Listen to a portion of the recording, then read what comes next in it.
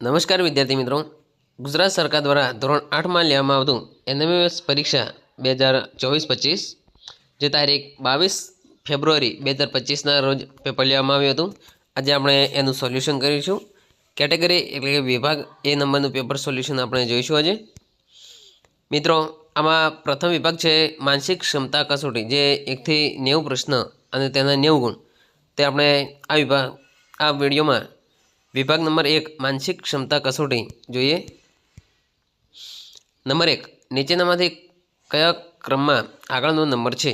જવાબ આવશે બી 96.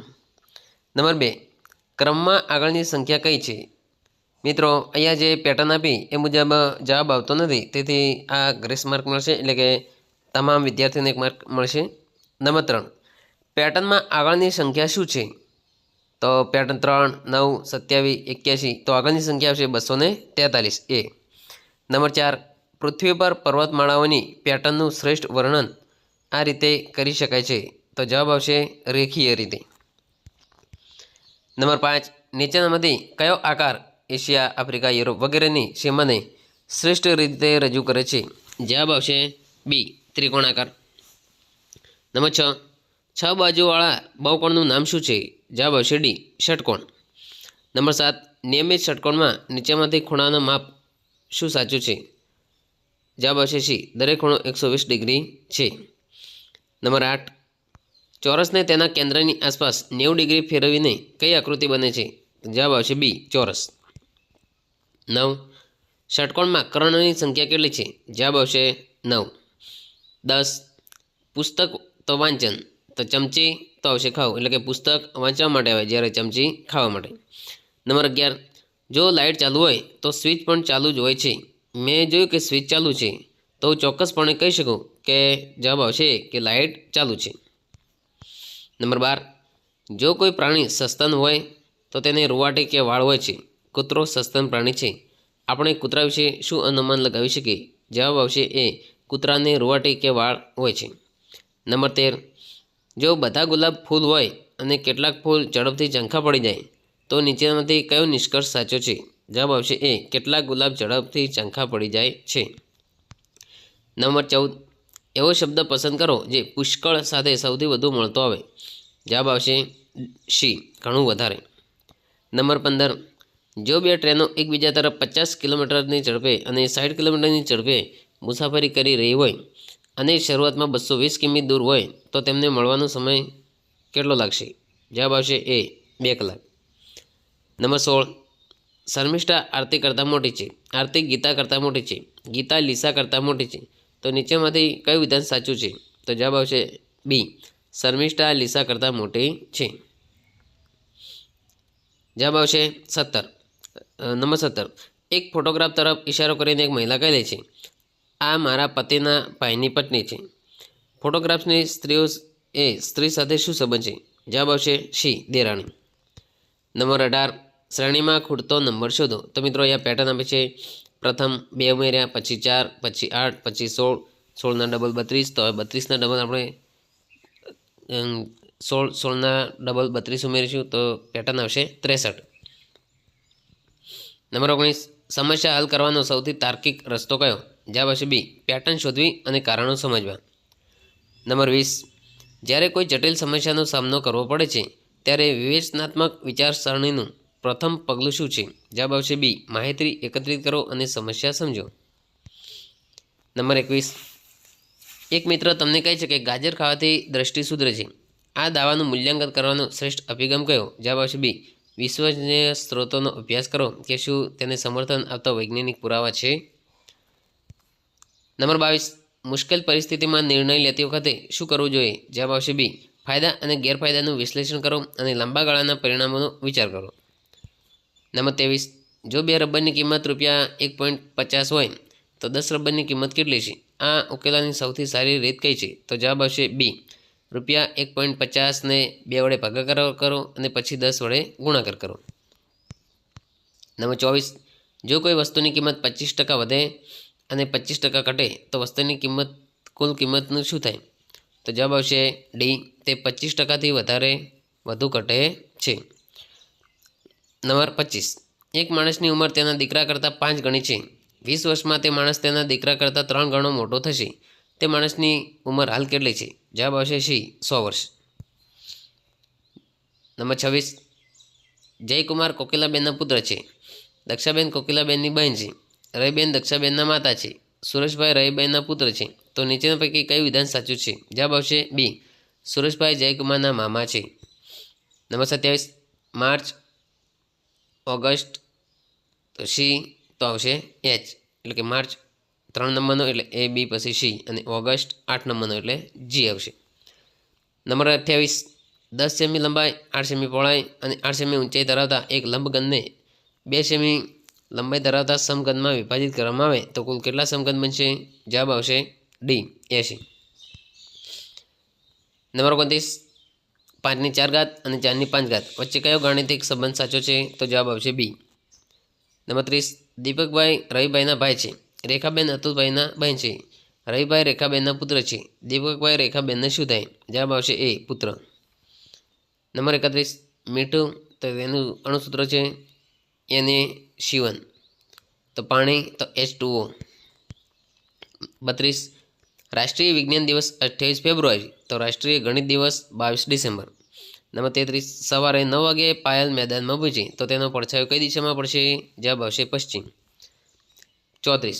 કોઈ એક વર્ગમાં સ્નેહલ ઉપરથી 27મા ક્રમાંક છે તથા નીચેથી 20મા ક્રમાંક છે તો આ વર્ગની કેટલી સંખ્યા છે? તો જવાબ આવશે બી 46. નંબર 35. ACE FHG KMO તો આગળની પેટર્ન આવશે PRT. Number 36. Ant Apple animal arrange accept ને અંગ્રેજી શબ્દકોશમાં ગોઠવતા કયો વિકલ્પ સાચો તે દર્શાવો. જવાબ આવશે સી સૌપ્રથમ આવશે accept animal ant Apple arrange. Number 37. આપેલ અંગ્રેજી મૂળાક્ષરો કરિયરમાંથી નીચેમાંથી કયો શબ્દ બની શકે? જવાબ આવશે સી. આપેલ આકૃતિનું જળ પ્રતિબિંબ શોધો તો જવાબ આવશે ડી. નંબર 39. આપેલ આકૃતિની જળ પ્રતિબિંબ શોધો જવાબ આવશે એ. નંબર 40. એક પારદર્શક કાગળને જમણેથી ડાબે ફોલ્ડ કરતા કેવા પ્રકારની આકૃતિ દેખાય તે માટે સાચો વિકલ્પ શોધો જવાબ આવશે એ. નંબર 41. તો તેનો જવાબ આવશે બી. પ્રશ્ન નંબર 42. નીચેની આકૃતિનું કુલ કેટલા ચોરસ છે? જવાબ આવશે સી. નંબર 43. શ્રેણી પૂર્ણ કરો તો તેનો જવાબ આવશે બી 7 અને ટી. નંબર 44.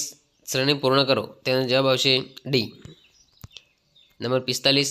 BHMQT તો શ્રેણી પૂર્ણ કરો જવાબ આવશે સી એટલે કે બી. નંબર 46. નીચે આપેલ પ્રશ્ન ક્રમાંક આકૃતિમાં વધુમાં વધુ કુલ કેટલા ચોરસ છે તે દર્શાવો. તો મિત્રો આમાં વધુમાં વધુ કુલ જવાબ 18 આવે છે. 18 લંબચોરસ આવી શકે છે જે વિકલ્પમાં નથી જેથી દરેક વિદ્યાર્થીને એક માર્ક મળી જશે. નંબર 47. નીચે આપેલ આકૃતિમાં વધુમાં વધુ કેટલા ચોરસ છે? આમાં જવાબ આવશે 18. 48. નીચે આપેલા પ્રશ્નોના આપેલ શબ્દના અંગ્રેજી મૂળાક્ષરોને તેમના મૂળાક્ષર પ્રમાણે ગોઠવીને સાચો ક્રમ લખો જવાબ આવશે સી. નંબર 49. 100 મીટર લાંબી ટ્રેન 150 મીટર લાંબા પ્લેટફોર્મની બરાબર મધ્યમાં છે. પ્લેટફોર્મની બહાર નીકળતા પહેલાં ટ્રેને ઓછામાં ઓછું કેટલું અંતર કાપવું પડશે? જવાબ આવશે 125 મીટર. નંબર 50. નીચેના ફળોને મોટાથી નાના કદમાં ગોઠવતા તો જવાબ આવશે ડી. એક સંખ્યાને 6 વડે ભાગવામાં આવે ત્યારે શેષ શૂન્ય છે. આ જ સંખ્યાને 3 વડે ભાગવામાં આવે ત્યારે શેષ કેટલી? તો શેષ શૂન્ય જ રહેશે. નંબર 52. તેનો જવાબ આવશે ડી. નંબર 53.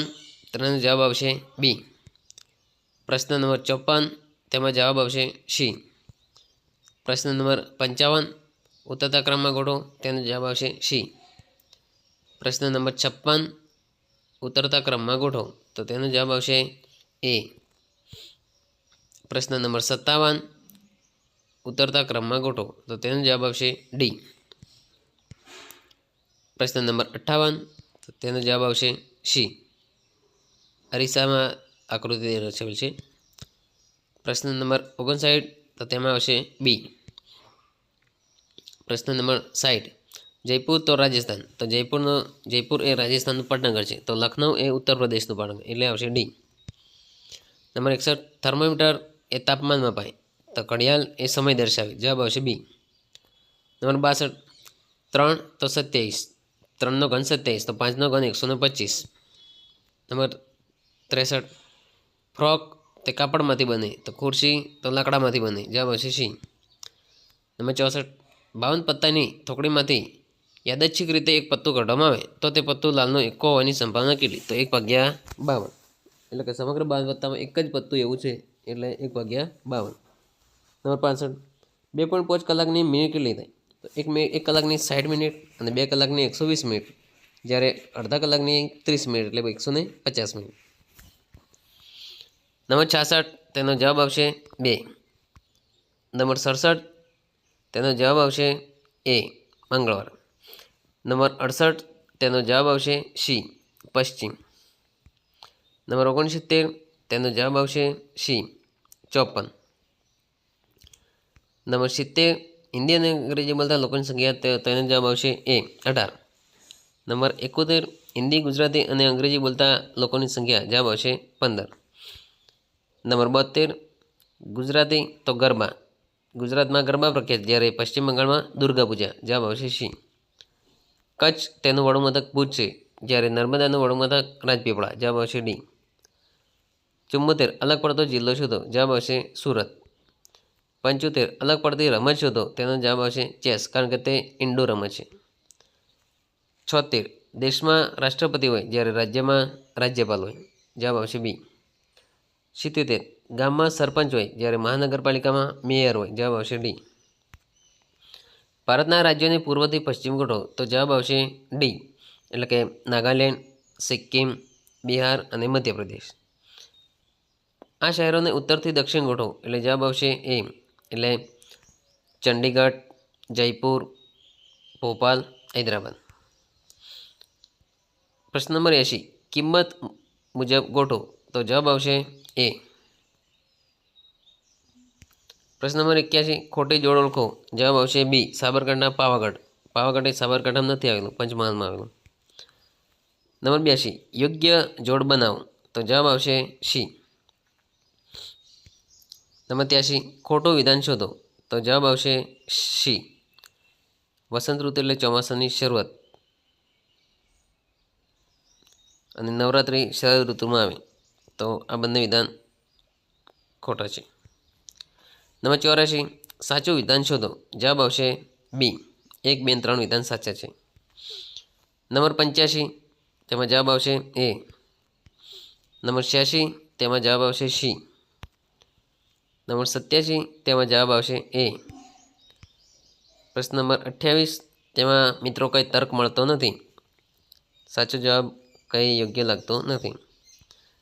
નંબર 89 તેમાં બી અથવા સીમાં કન્ફ્યુઝન છે, આ બંનેમાંથી આવી શકશે. અને નંબર 90 આમાં આવશે ક્રમિક 1 થી 20 સંખ્યાનો સરવાળો કેટલો થાય તો જવાબ આવશે 210 બી. તો મિત્રો આ તો ભાગ 1નું સંપૂર્ણ સોલ્યુશન. મિત્રો આ સોલ્યુશન એ ઓફિશિયલ નથી, તેમાં સુધારો વધારો થઈ શકે. Thank you.